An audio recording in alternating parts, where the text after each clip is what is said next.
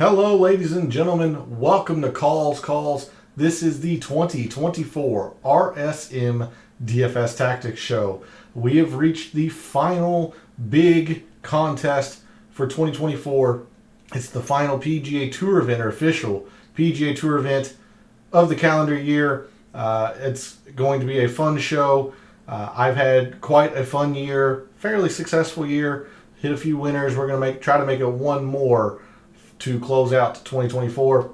So hopefully you are able to join me live and we'll jump into chat. Would love to hear from you all and how your 2024 went.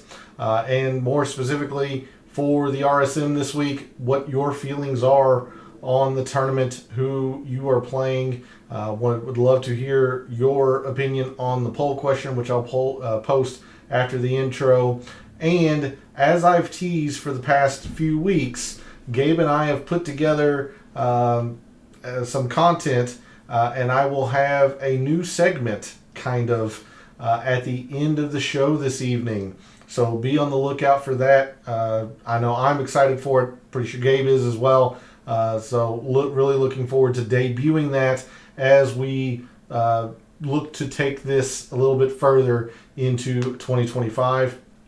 So very, very fun show for you all this evening. So let's get right into it. All statistics provided tonight and every night are from fantasynational.com. It is the best golf analytic tool out there for your money. Go check out fantasynational.com. You will not regret it.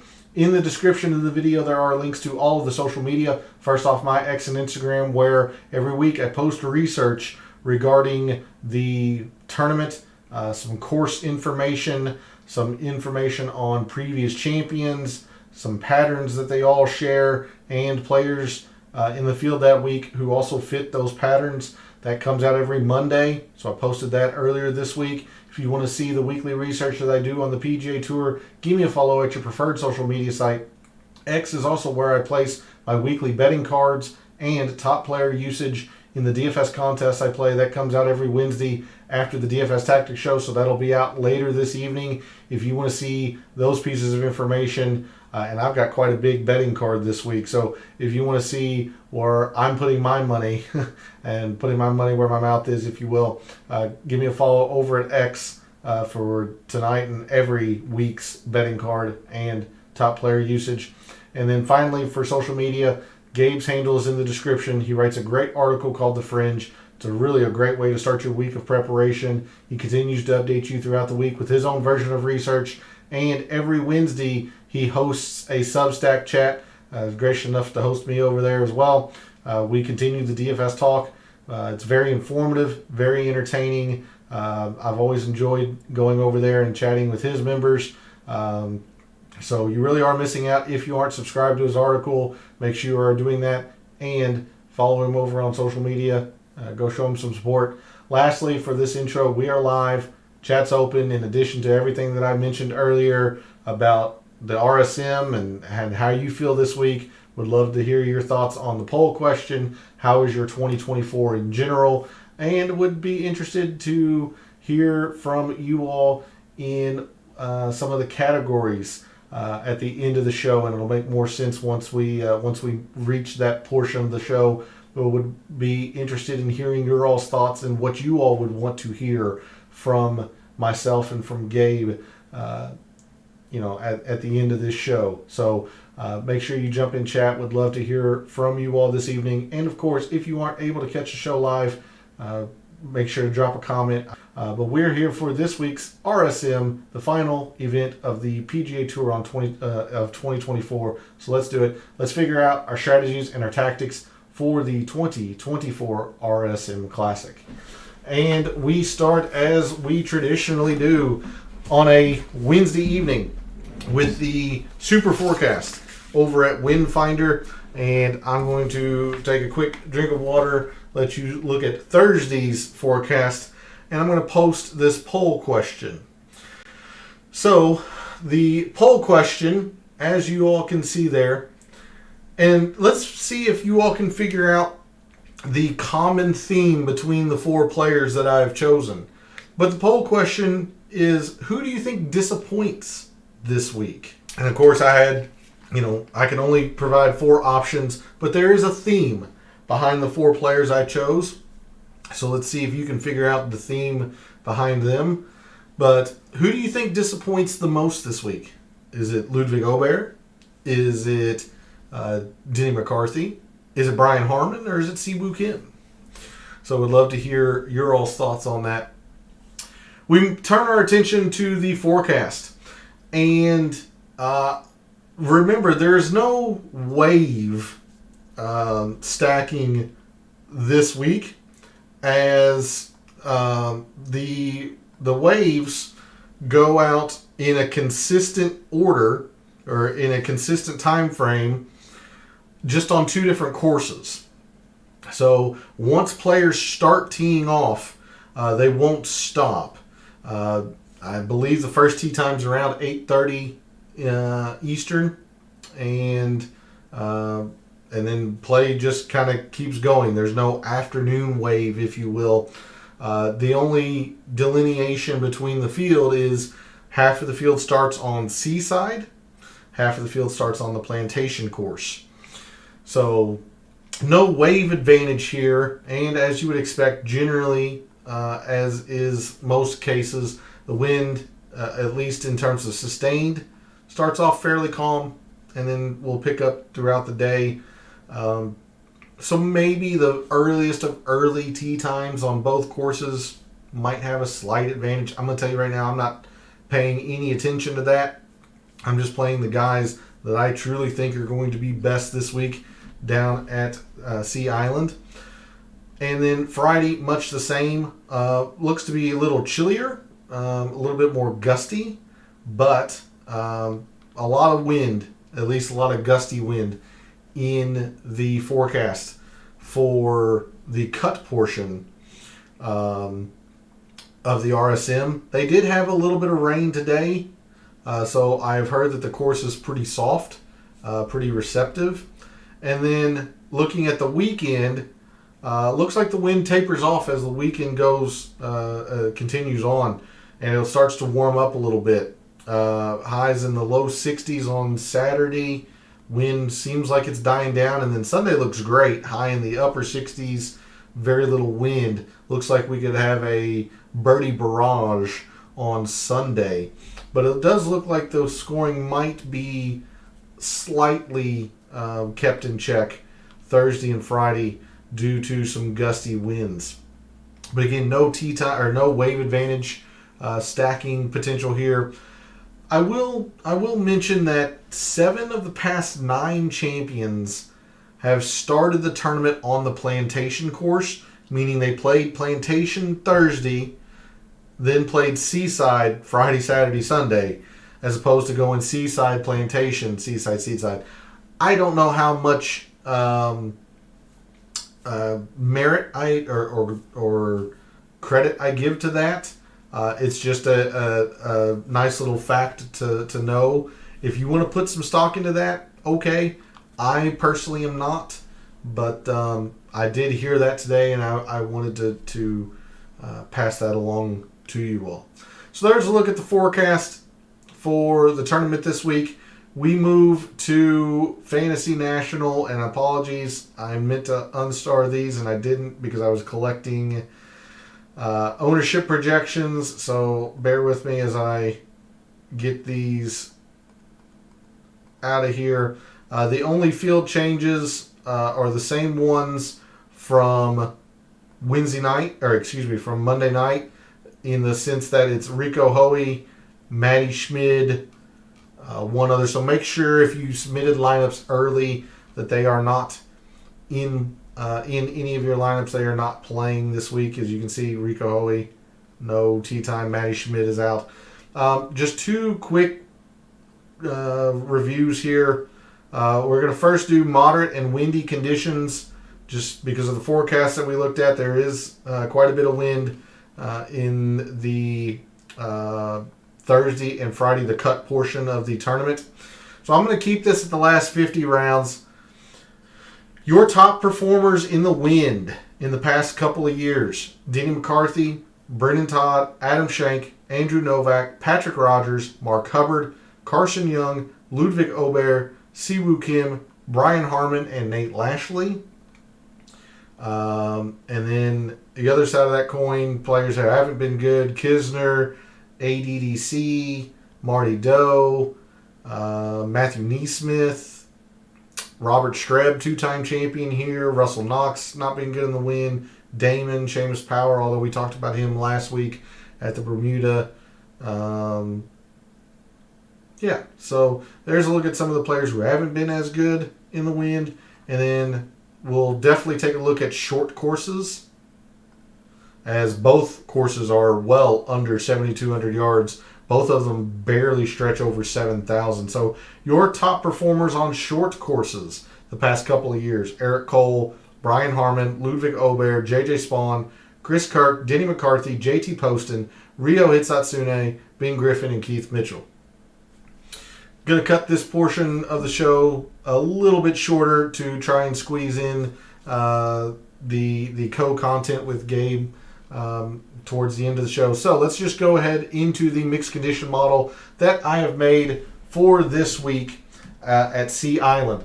We start with 5% off the tee, and I mentioned Monday how I wasn't thinking about putting it off the tee as of that time. The more I got to thinking about it, the more I realized that off the tee has grown steadily, very steadily, in terms of importance here at Sea Island. You talk about the winners, or at least last year, the winner, Ludwig Ober, really just kind of overpowered this course. So I do think off the tee is going to matter a little bit. I do have the short course filter on, so 5% off the tee on short courses, 15% in approach, 15% in putting on fast and lightning Bermuda greens. I do think they're probably going to be a little bit more fast than lightning because of the precipitation that they've had today, but they could dry out over the weekend, considering all the wind that they're Sea Island's supposed to get. So they could be lightning by the end of the week, but more than likely I would expect them to just be on the fast range. But 15% in putting on fast and lightning Bermuda greens. We've seen all week just how important putting is here, despite the winds that can really pick up. The winning score generally gets to about 20 under. Ober was nearly 30 under last year.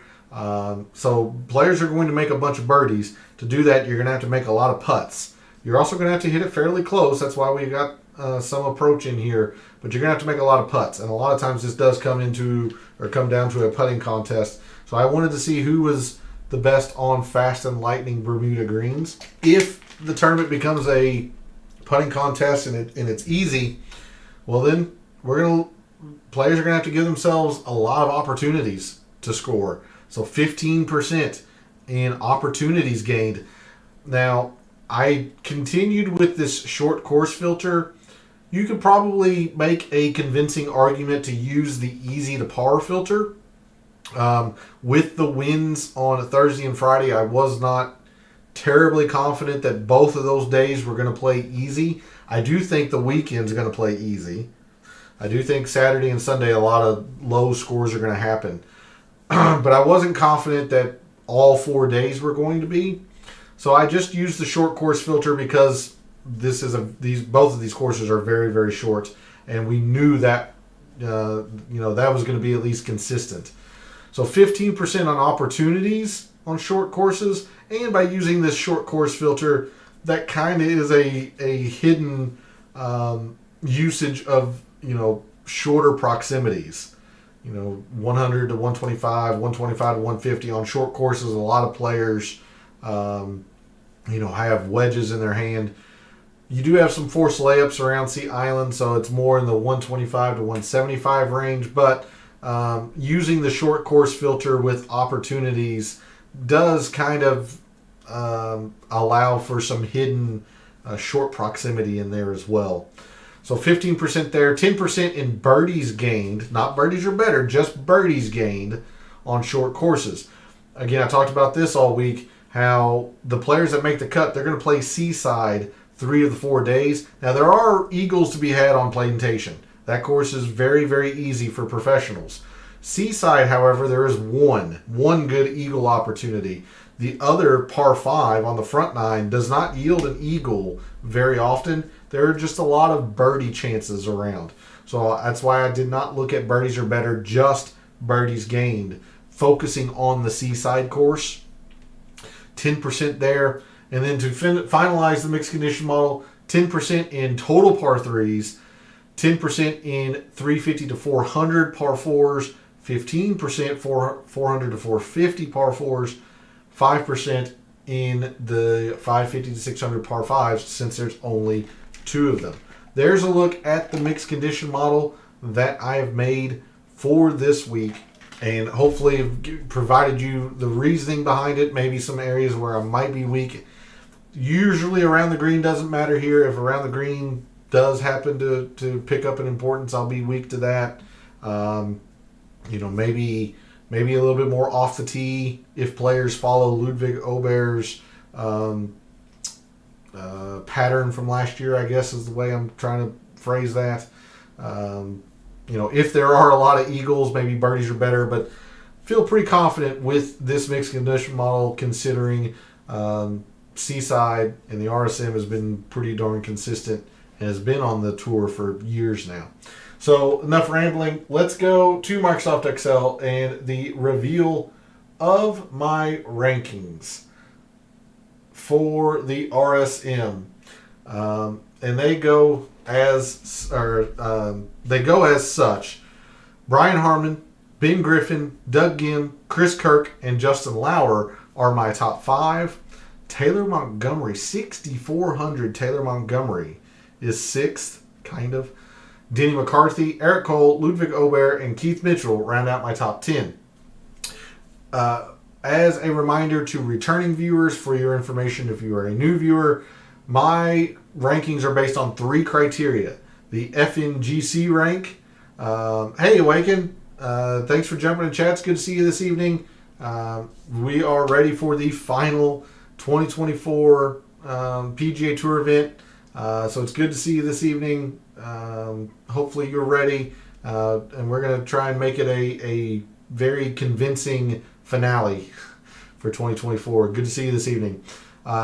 Again, quick reminder for returning viewers, for your information if you're a new viewer, my rankings are based on 3 criteria. The FNGC rank, which is a numerical ranking spit out from Fantasy National based on the mixed condition model we just covered. Lower the number, the better. Course value is giving a player a numerical value based on how well they have played that course in the past 5 years, only the past 5 years. So somebody like Mackenzie Hughes doesn't have the best course value because it's good. He's got 2 seconds, but his win from 2015 isn't being factored in. I only go back 5 years. And then we are playing DFS. We are trying to find unique options. So the projected ownership per Fantasy National is also has some weight into my rankings. Let's just talk about the one probably odd inclusion here. You can see, because he is so very unique, he is rising in my rankings. And however much course value or weight you want to give course history, Taylor Montgomery has been very good here in 2 tries, maybe 3. He's been very good here. Of course, he has no recent form at all. Number 1 putter on Fast and Lightning Bermuda. So, he's the one really, really odd inclusion in here. Otherwise, this has been kind of the who's who, at least in terms of the fall, the 2024 fall. Brian Harman's rising just because he's, probably one of the better players on the PGA Tour here at the tournament. Griffin, Gim, who's been playing all fall and been playing well. Lauer's been playing very well all fall. McCarthy's been good here. So there is a look at my top 10, at least numerically. Not really my top 10, as we'll talk about as we go through the price board. Voted for Harman. He's number 1. Also, honestly, I'm in agreement with you. Again, it's important to understand, and that's why I talk about how my rankings are generated, because as you just alluded to, Awaken, with Obear not having surgery, these rankings, Fantasy National isn't aware of Ludwig Obear not having played. They don't. It's a computer. It doesn't realize that he just had surgery. So for those of you who haven't or who don't realize, Ludwig Obear, this is the first time he's playing this fall, as you can see with a few of these players up here, because he had knee surgery to repair the meniscus that was bothering him at the end of the summer, and that was a pretty big deal. We talked about that quite a bit here on the channel, into the FedEx playoffs and stuff like that.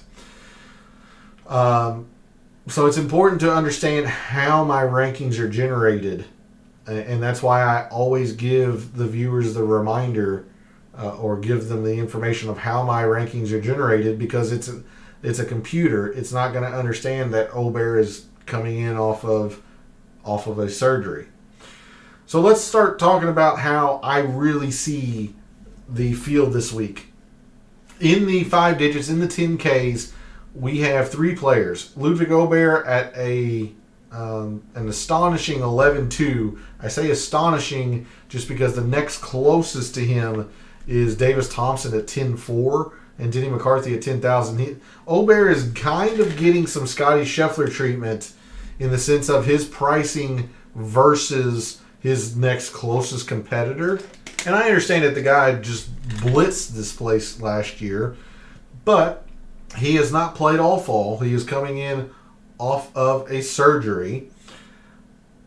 Everything analytically lines up very well. He missed the cut in 2021 here and then wins last year. Pretty good putter on Fast and Lightning Bermuda, at least in relation to this field. Opportunities is great. Really only has one kind of subpar or maybe mediocre statistic, and that's those very short par 4s. He has no data in the approach, obviously, because he hasn't played in the fall, and that's what this filter or timeline was just the FedEx fall. And McCarthy is much the same. He's played very well here. About the same ownership, maybe 1% or so less. I would have to think most of our fellow contestants are going to gravitate to Ludwig Obear. I would expect his ownership to be much closer to say 20% would be my guess. But I'm going to start off how I feel about this field with a very, very aggressive, bold, potentially game-winning or game-losing take here. And that is, I am avoiding anyone, not just Obear, anyone who has not played in the fall. So that's Obear, that's McCarthy, that's Harmon, Siwoo we'll talk about in the 9Ks, others down here that haven't played. I'm avoiding them all because a big key of my research earlier this week, when I posted on Monday, champions, at least past champions here at the RSM, have had a lot of recent form in the fall. You think about Ludwig Obear last year. He was coming in off of 4 straight top 15s. So he had been playing in the fall. Svensson had played during the fall. Even Robert Streb in 2020, in the chaotic year that 2020 was, he had played in the fall. So I am quite wary of players picking up and just jumping into a competitive round. So because of that, by default, I am fully fading Denny McCarthy. I am fully fading Ludwig Obear. And if they play well, I will lose. And I accept that because of what I just mentioned, how I am really, really focused on recent form. The immediate form that players have been playing, which tells you, players like Lauer and why they're in my top 5. Doug Gim, why he's in my top 3, even though he's coming off of his cut. They've been playing very well recently. That's why they are rising. I have an extreme emphasis in recent form.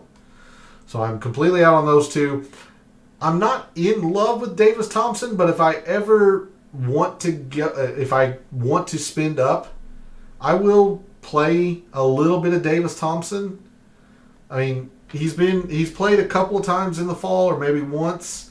It was okay, so it's fine. And I do think he will be the most unique of the 10Ks, but most of the time I'm not even close to the 10Ks. With my lineups, I'm just not. It tells you exactly the kind of lineups I'm building. But again, my big takeaway, I'm just avoiding any first-time player from the fall. So I'm full fading Obear, I'm full fading McCarthy. If they play well, I'll lose, and I accept that. And I'll have a little bit of Davis Thompson. Moving down into the 9s. Again, Brian Harman, my number 1 player by the rankings, completely fading him, not playing him in one single lineup because he hasn't played all fall. Most of these other guys have been in rigid competition. Whatever you want to think about the FedEx fall and the lack of high-powered fields, they've had tournament reps week in and week out during the fall. So those guys are, they've been under the gun, per se. So I am out on Harman. I'm out on Siwoo Kim, which means, my price board really kind of starts at JT Poston at 94. And even then, I really like JT Poston, but I would have played him a whole lot had he been playing. He's only played once in the fall. Granted, it was a win, but he's only played once. So he doesn't have the Harman, Obear, Siwoo Kim dilemma of not having played at all. But I would have preferred to have Poston play a couple more times just so he has more reps under his belt. Having said that, this is a great fit for JT Poston. Anytime it is short, anytime it generally tends to be easy, you want to think about Poston, and that's certainly what the RSM is. It is very short, and it tends to be easy. So I really like Poston. I'm going to dial it back just a touch because I would have liked to have seen him play a little bit more. Conversely, despite him being the overwhelming number 1 projected owned player for Fantasy National, I'm going to be using a metric ton of Ben Griffin. Love Ben Griffin this week. Number 3 on Fast and Lightning Bermuda, gives himself lots and lots of opportunities. You combine a player that gives himself a lot of opportunities with the fact that he's a very good putter on that surface, that's generally a really good combination. So I really like Ben Griffin. Almost everybody at Fantasy National seems to as well. That's fine. This is the chalk I'll eat. And I don't mind Poston, considering, at least per Fantasy National, he seems to be a little bit unique. Seamus Power is getting a whole lot of attention. While he has played well in the fall, he did not rate out well. He is not a good putter on Bermuda. Despite that, he's played well here. So I understand the love, but if I'm using Ben Griffin a lot, I can't use Griffin and Power. That's just way too much ownership. So I'm going to choose to use Ben Griffin, and I'm going to avoid Seamus Power. So just like Obear, McCarthy, Harman, Siwoo, Power is a full fade for me because of the ownership. I like the player. This is an ownership fade more than anything. And I hate to admit it, I'm going to use some Mav McNeely. And I never, ever get Mav McNeely right. Every time I seem to like McNeely, he withdraws or plays terrible. And the times that I say to avoid him, he finishes top 15. So, I'm going to use him this week, which probably means you should avoid him at all costs. But I am going to use some McNeely. Rated out extremely well for me. Again, one of these guys, while not to the level of Ben Griffin, one of these guys that gives himself plenty of opportunities and is a very good putter on the surface, meaning Fast and Lightning Bermuda. So there's a lot to like with McNeely as well. Matt Wallace did not rate out well because he has not been on the PGA Tour. He's been playing over on the DP World Tour, and he's been playing very, very well. So all this talk about recent form and how I'm, avoiding Obear, McCarthy, Harman, etc. Be on the lookout for Matt Wallace. Again, he didn't rate out well because he hasn't been on the PGA Tour, but he has been playing extremely well over on the DP World Tour. So be aware of that. I would advise you strongly consider him. Whether or not you use him ultimately is your decision, but you need to really think about Matt Wallace because he is in spectacular form, much better form, recent form than what has been showing here because he's been on the DP World Tour, not the PGA Tour. So again, in the 9Ks, my price board kind of just starts at Poston in the mid-9s. I'll use Poston. I love Ben Griffin. This is the chalk I'll eat. I will use some McNeely. Buyer beware there. Moving into the 8s. Harris English. Love Harris English, despite the fact that he never rates out well for me. The guy is coming in off of three straight top 15s. Coming home. He is a resident of St. Simon's Island. Coming home to a tournament he has traditionally played very well at sub 10%. Look, the last time I told you to back Harris English, he turned in a top 15. If you're playing an 8,900 Harris English at sub 10% and he top 15s again, you're going to rake in some cash. I don't understand why people are not on Harris English. So, much like Seamus Power in the way that if he plays well, I'll lose. If Harris English does not play well, I will lose. But I am using a metric ton of Harris English this week. Eric Cole, more chalk I'll eat, which is fine. One of these guys that I really focus on short courses. Generally plays a little better when it's difficult, but plays short courses well, and he's been very good here. I don't know what to make of Luke Clanton. This is the one player that says that doesn't have statistics when he does. This was just a weird timing thing with Fantasy National because I can only go 2 months or 3 months. If I went to 3 months, it would have included the Wyndham and the playoffs, and I didn't want to do that.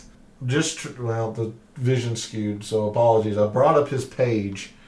So at the Pro Core, he gained 4.5 in approach. So he was very, very good on approach.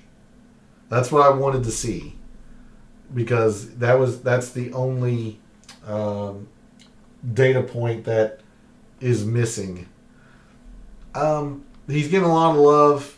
Okay. Much like Seamus Power, this is a fade for me because of the ownership as opposed to the player. I just like Cole a lot. I like English a lot that I don't have to use Luke Clanton. Eckroat's fine. I'm a little wary that in a tournament that can become a putting contest, he's not a very good putter, but an elite ball striker, so he can make up a lot of strokes in that regard. Spawn, second most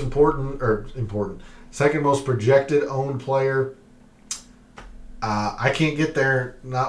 The guy's burned me so many times. I'm just off of Spawn from a personal standpoint because I just don't know if he's going to withdraw or not. But everything analytically lines up very, very well. He's played exceptionally well here. But this is a fade on the ownership as well. The player that confuses me the most is Chris Kirk. Played once in the fall. It was okay. Irons were really dialed. He's a much, much better putter on Fast and Lightning Bermuda than what this is showing. This is a gut feeling. I don't know. He's only played once. I heard his press conference didn't like a lot of the things he was saying. This is just a gut feeling. Because literally everything analytically lines up very well for Chris Kirk. So, come Sunday, it would not surprise me to see him in contention to win or top 10 and all that stuff.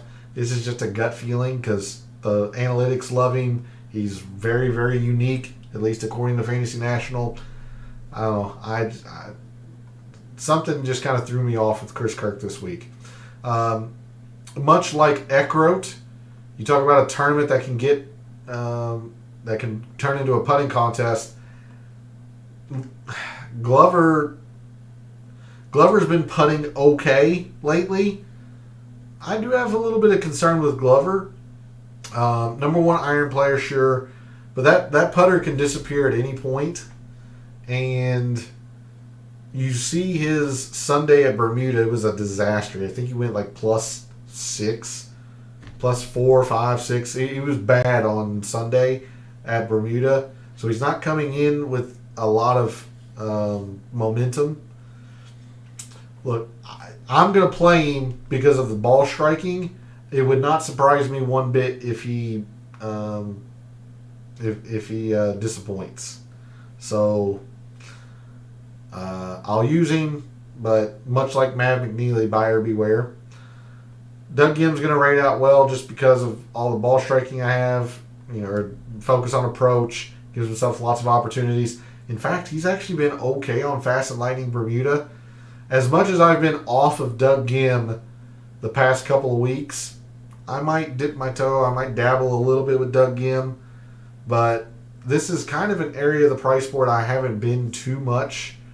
Again, I'll dabble a little bit with Lucas Glover. Doug Gim's fine. Novak's fine. All these guys are in this, 11 to 13. Glover's 14%. It's fine to get off the spawn chalk, for sure. But I'm much prefer to be in the upper 8s than the lower 8s. And that's just the way I've been building my lineups. If I am down here, like I said, I will use some Glover. A little worried about it, but I'm going to use some Glover. I'll use some Novak. I'll use some Gim. A little bit of Gim. I'm just not here much in my lineups. Moving to the upper 7s, again, all ball striking and no putting. That's Keith Mitchell. He's played well here. It's okay. You're playing him all for the ball striking. He hasn't been very good with the irons this fall. And we all know his struggles with the putter. So I can't get there. Straka hasn't played. I'm out on him. Svensson, I don't like the ownership, but I like the player. So this ownership is much more palatable than Seamus Powers, than who's the other one up here? Powers was ugly. Clanton's was ugly. Like, I'm fading those ownerships. I want to limit my use of Svensson, but he fits very well at this price point for a lot of the things that I want to do, so I'm sure I'm going to have quite a bit of Svensson. Love Justin Lauer. You're going to see him a whole lot this evening in the new segment. My betting card, chips are all in for Justin Lauer this week. Really like him. Bridgman's fine. I don't ignore Bridgman. Oh, one last thing about Lauer. I still don't understand why he's sub 10%. Much like Harris English. Play Justin Lauer. 5th and 2nd in his past 2 starts. Hard to argue with anybody being in better form. Recent form. Play Justin Lauer. Bridgman's fine. Getting a lot of attention, but Bridgman's fine. Kuchar, probably good here. Hubbard rated out well. It's okay. It's fine. Then moving into the lower 7s, one of the things that I got wrong last week, I got a few things wrong last week, but one that I got really wrong was Putnam. I'm going to go right back to the well with Putnam. Again, Port Royal hosted the Bermuda Championship from last week. It's a short course. It's positional. You got to be in the right spots. What's the RSM? It's short. It's positional. You got to be in the right spots. In theory, this is a very good fit for Andrew Putnam. I know he hadn't been playing the best lately. I still like Andrew Putnam, and I'm willing to go back to the well on Andrew Putnam this week. A lot of, at least Fantasy National, seem to be gravitating to Joe Highsmith and Grayson Sigg. They didn't rate out particularly great for me, but I do like Sig this week. He's a Georgia native, so he understands and knows how to putt Bermuda. I'm not worried about that. Plenty of opportunities. Great on these very short par fours. He's not very good in the wind, though. That's what concerns me with Grayson Sig. I like him, but could be interesting for Sig. Woodland might be interesting. He's been playing pretty well this fall. I don't think things are catching up with him from his injuries and the surgery that he had last year and all that stuff. But this is caught up because he has hit his irons very, very well this fall. So it's worth a mention. I think he's better than 111th in this field. Almost everything else other than this is being taken from the time he's been injured and working his way back. So Woodland's interesting. Kazire's great. Another one of these players that is a local resident, has won this fall. He has continued to play well after his win. I don't see anything wrong with Patton Kazire. Carson Young's fine. Even Nico Echeverria is fine. I like all three of these guys. Brian, for that matter. I like all four of these guys. So you can see where my lineups have been kind of gravitating towards instead of the mid-sevens up here. I mean, I will use a little bit of Putnam. And I like Sig. I don't like the ownership, but I'm not really much up into the mid-sevens. I'm using some of these guys down here.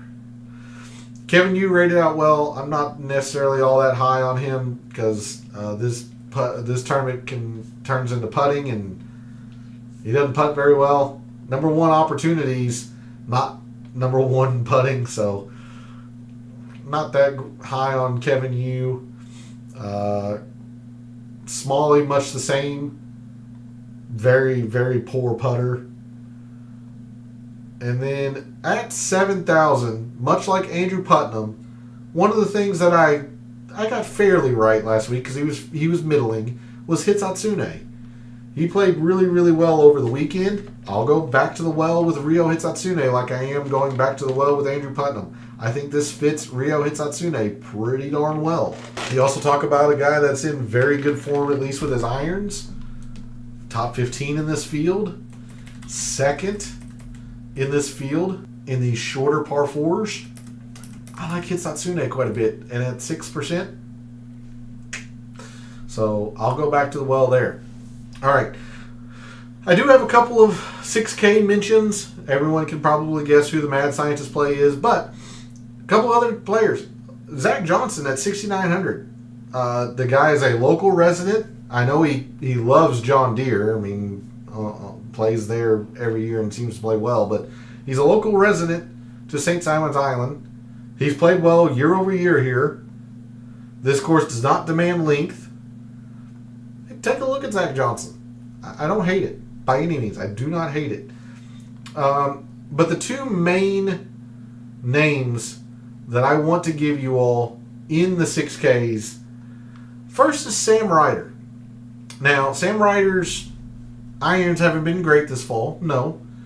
But what did we talk about with Ben Griffin? To a lesser extent, Eric Cole. Very good putter on this surface and gives himself a lot of opportunities. That's a really good combination.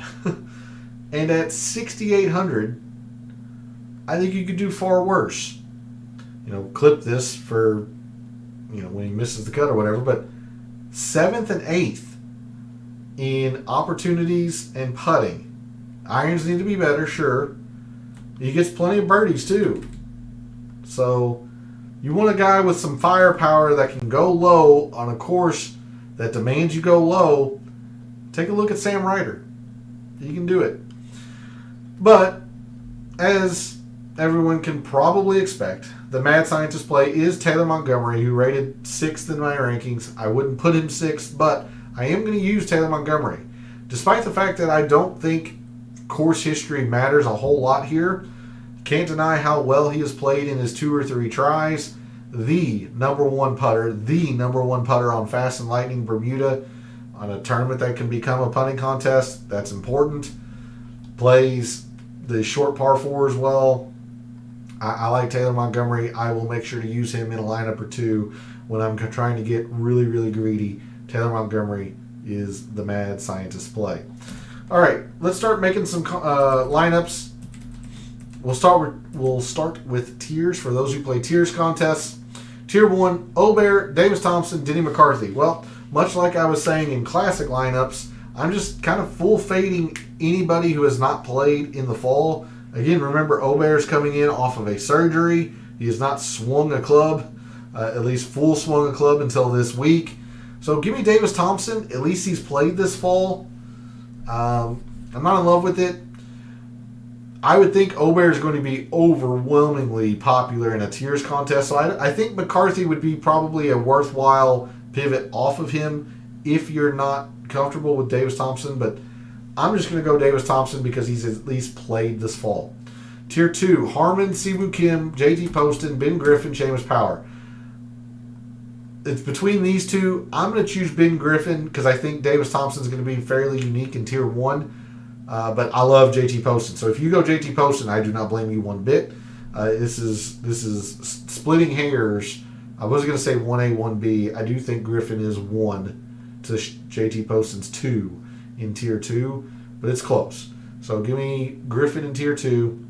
Tier 3, McNeely, Wallace, English, Hughes, and Cole. Despite the fact that I love Eric Cole, and we'll see him a lot later this evening as well, I'm choosing Harris English. A lot of it is due to the projected ownership or perceived ownership here. I think Harris English is going to be very unique in a tiers contest, and I think he's going to be very good this week. So I am all in on Harris English. I don't think he wins, but in terms of DFS, in just a pure analytical standpoint, from a DFS standpoint, I don't see any reason why you don't hammer Harris English this week. Tier 4, Clanton, Eckroat, Spawn, Kirk, Glover, Novak, and Gim. Probably Lucas Glover for me, but I don't. Actually, you know what? I might throw a curveball here. Let's go Andrew Novak. I'm going to go with Andrew Novak in Tier 4 because Lucas Glover, I talked about how his putter can disappear. I think if you want the hot hand would be Lucas Glover, I think. But give me Novak. I don't know how popular he would be in a tiers contest. Tier 5, Rogers, Mitchell, Straka, Svensson, McCarty, Lauer, Stevens. Don't care. Svensson's fine. I like Svensson this week. Do not care. I don't care. Give me the Justin Lauer. I'm all in. And then Tier 6, Hitsatsune, Coles, Cootie, Ramey, List, Bramlett, Springer. Cootie, Hitsatsune. Either one of these two is fine by me.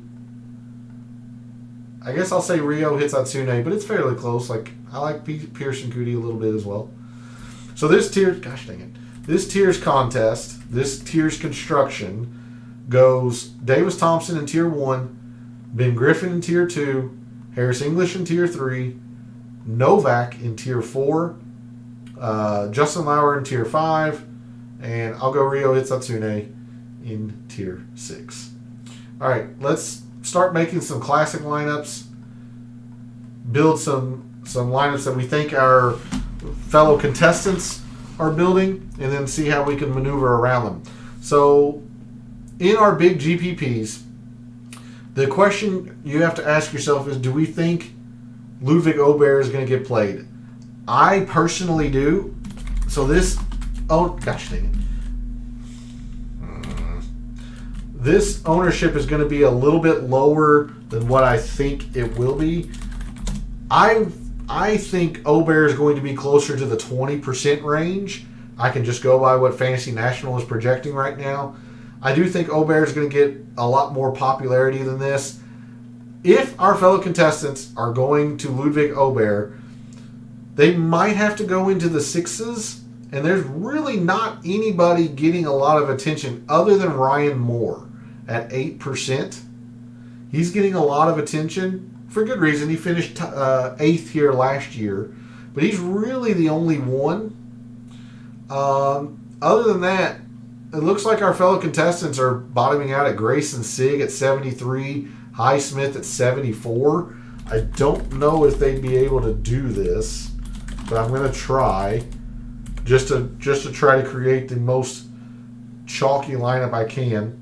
Bridgman's getting a lot. Svensson's getting a lot. So Jacob Bridgman, Svensson, and then 87, Eric Cole, Luke Clanton, getting a lot of attention. If our fellow contestants are going to Ludwig Aubert and they aren't going into the 6Ks, this would be the kind of lineup you could expect. Again, I do think Aubert gets a lot more popularity, but it doesn't appear that our fellow contestants, at least per Fantasy National, are very comfortable going into the 6Ks other than Ryan Moore, and even he is only at 8%. Where'd he go? 7.8. There he is. He's only at 8%. He's clearly the choice, the popular choice in the 6Ks. Instead, I think what most of our fellow contestants are doing, they're going Ben Griffin, Seamus Power. And then probably coming down to a JJ Spawn. And again, this would be like a Svensson, Lucas Glover, maybe even. Yeah. Because this could be Jacob Bridgman and Grayson Sigg.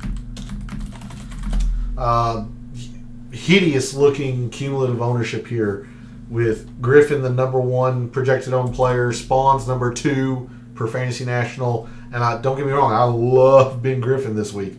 So, we're going to have to find a way to get off that chalk, or at least incorporate that chalk. Maybe not get off of it, but incorporate it. But this is hideous. This is going to be duplicated a lot. And of course, you can maneuver this around. Maybe it's not Glover. Maybe it's Andrew Novak. Maybe instead of Bridgman, it's Svensson. Move this around a little bit. But this is the kind of shell. If our fellow contestants aren't going into Ludwig Aubert territory, this is what they're doing. And I'm building balanced lineups. I'm building mine a lot different than this to incorporate Ben Griffin's ownership, and I'll be able to show you how. If we're going to maneuver around all this chalk and the lineups that appear to be popular, then what we need to figure out is, are we going to build a different strategy altogether, as in stars and scrubs? We'll do that first. Or we need to find a unique way to build these balanced lineups, which is what I've been doing. So instead of going to Aubert, I've been going to Davis Thompson. I think he's going to be the unique choice in the 10Ks between him and McCarthy. I do think it's going to be Davis Thompson. I don't love doing this, but going to Davis Thompson instead of Aubert frees up quite a bit of money. And I gave you a few names in the 6Ks to maybe consider. The Mad Scientist play at 6,400. Maybe you're not comfortable going down there, and I wouldn't blame you for that. Sam Ryder is somebody that you can consider, pretty highly. Zach Johnson, who plays the RSM generally really, really well as well. This is kind of your boundary of a traditional stars and scrubs lineup. With going to Sam Ryder and with using Davis Thompson. Hey, good evening, Gabe. Thanks for jumping in chat. I'm going to finish up a couple of these lineups, and then we'll debut our segment together, if you will. But thanks for jumping in chat. Much appreciated. I wish you could vote twice. Yeah. I have pretty strong feelings, and I think you can imagine how or what the connection is between those 4 players. But to finish off this unique take of a Stars and Scrubs, instead of going to Oberry, you go Davis Thompson. Now you could probably fit in a Seamus Power if you're there. You can fit in a Ben Griffin if you really like him. And you're still fine in terms of cumulative ownership, willing to go to a Sam Ryder, a Taylor Montgomery. I don't know if you've seen, Gabe. Again, all we can go by is Fantasy National and their projected ownerships. Ryan Moore is quite the most projected owned player in the 6Ks. I think the next closest is at 4%. So I didn't know if you had seen that. I just wanted to make you aware. A little foreshadowing for everybody for the next segment.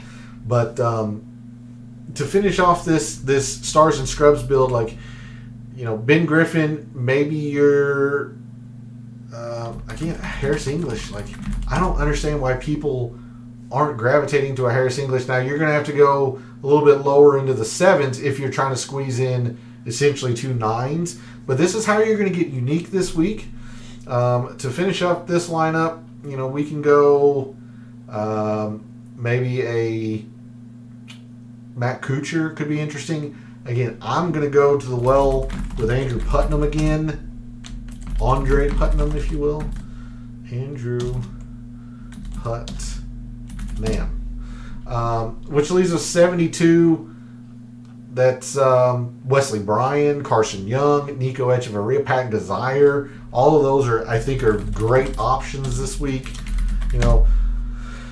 That's how you can build a Stars and Scrubs lineup that's going to be pretty darn unique. Again, Sam Ryder is kind of an out there choice, but he is definitely unique. And you're able to incorporate this Ben Griffin chalk. Harris English, I love every part of Harris English this week. Again, I'm going back to the well with Putnam, but you can maneuver this around if you want. Maybe you're not necessarily as high on Putnam. Maybe you want a Michael Kim. You could probably squeeze in a Joe Highsmith or a Grayson Sigg in this construction if you're really high on one of those two players, and you're still only at 70% cumulative, which is just fine. You might get duplicated once or twice in your big GPPs, but more than likely you're fairly unique going to Sam Ryder and coming off what I perceive as a lot of Ludwig Aubert chalk. That's the Stars and Scrubs approach. Very quickly, I'll show you the lineups that I've been doing, and then I'm quite excited to debut the content with Gabe. So how I've been building most of my lineups this week, I've been doing an altered version of the balanced build. I've been going Poston, again, sub 11%, right at 10%. This feels like a great JT Poston fit. I would have loved to have seen him play a little bit more this fall, but his one appearance was a win, so he's at least in good form in the small sample size that he has. I've still been going to Ben Griffin. I can still afford to take his chalk in this build. Go Poston, Griffin, and I've been building a lot of Eric Cole, but this could easily be Harris English. This could be Mackenzie Hughes if you're there. I'm not high on Luke Clanton, mostly because of the ownership, but this could be a Luke Clanton. Like, I've been doing 3 big name players, and for me, I'm saying big name players because my price board starts at 94, and then I've been coming down into the lower 7s. I might sneak in as Vincent. I'm all over Justin Lauer this week, and then you have essentially 7,500 per player. Again, I've been going to the well with Andrew Putnam. You could maybe think about Jacob Bridgman, although that ownership is starting to creep up a little bit. You got Putnam. Let's see. Wesley Bryan's fine. Carson Young. I'm at 57.5%. That's not too bad. Let's go Bridgman. And Sig's probably too much here. Just under 90%. I mean, this is the higher end of ownership, but you can, I've given you several names that you could come off of. Like maybe you go with a Pearson Coody here. Leave a little bit of money on the table. Now you're starting to creep down into that 70% range. that's pretty acceptable. This is how I've been building most of my lineups, going 3 bigger names into the 9s and 8s. And again, understand when I'm saying bigger names, I'm full fading anybody who has not played in the fall. I mean, full fading Obear, McCarthy, Harmon, Siwoo Kim. I'm not playing any of them because they haven't played. So that's when I say bigger names on the price board, like my upper end. And like some of these lineups, I'll go Poston Griffin, I'll go Griffin McNeely, Poston McNeely, but really I've got a core 3, as you'll see on X later this evening. All right, so with that, normally that would be the end of the show. Instead, I am very, very excited, and I'm glad Gabe's here in chat. We are debuting a fairly new, a new segment. And I'm thinking about doing this at the end of the shows. We're going to be doing this starting this week and going into 2025. This is our tournament selection page. So our selections for the RSM, and this is just for us to have a little bit of fun, to interact with you all a little bit more as viewers. You all can see what we're thinking this week. And then you all can participate along with us and jump into chat and have some friendly banter back and forth. And feel free to drop a comment or put it in chat on some categories that you might want to see. This is our first run through how we're thinking about. But for the RSM this week, our winner, or my winner, I am going to choose Eric Cole. I can't get off Eric Cole on short positional courses. Gabe is going to take Jacob Bridgman in the mid to upper 7s. So interesting take there. Our favorite plays, no surprise on my end, Justin Lauer. Gabe's going to go with Daniel Berger. My fade, as I've talked about all night, I'm fading any and all first-time fall starters. Gabe's got a good point, made a very good point, and be sure to join us in his Substack chat later on this evening, essentially right after the show, and why he is off of Mackenzie Hughes. Quite an interesting debate there because he's got 2 runner-ups, 2 missed cuts in the past 4 years, so quite Jekyll and Hyde, boom and bust there. And then the mad scientist play, mine's going to be Taylor Montgomery. He rated out so high. Very good putter on a tournament that demands putting. Gabe's going to go with Ryan Moore. I don't know how I feel about that just because of the ownership. The pricing fits, but he is quite popular in the 6Ks at 8%. So I think you might get duplicated more than you think if you go down to Ryan Moore in the 6Ks. That's why I wanted to give you a Sam Ryder mention. I gave you a Zach Johnson mention. And with that, our FOMO, or our fear of missing out, Gabe's going to go with Matt Wallace. And I mentioned a lot thanks to Gabe and how Matt Wallace has been tearing it up on the DP World Tour. So despite him not rating well for either of us, Gabe's going to play the hot hand in terms of form, whether it's on the PGA Tour or not, and play Matt Wallace. Like Gabe, I am quite concerned with Mackenzie Hughes. I can see where this goes sideways for Mackenzie Hughes, but I'm considering him my FOMO because I do want to make sure I have him in case he does Mackenzie Hughes things and shoots 22 under, because he can go low. He can go high, but he can go low. And then the last category would be one and done. That'll start up obviously in 2025. So no selection for one and done. All things in a vacuum. If I hadn't used him yet, I would use Justin Lauer. So that's where I'm at with that. And no worries, Gabe. I just didn't know if you had seen the projected ownerships. So I just think you're going to get duplicated with Ryan Moore. That's all. because the pricing certainly at $6,800 in a fall event is mad sciencey enough, because most of our fellow contestants aren't going into the 6Ks. So I don't blame you for that one, but Ryan Moore does seem to be the popular choice, at least per Fantasy National. Maybe he doesn't end up being it. But that is the debut of our content together. I know I was excited to put this together for you all. I think I don't want to speak for him, but I'm pretty sure Gabe was as well. I hope you all enjoyed seeing this for the first time. And please feel free to leave some suggestions on topics that you want to see or categories that you want to see. Put your selections in chat.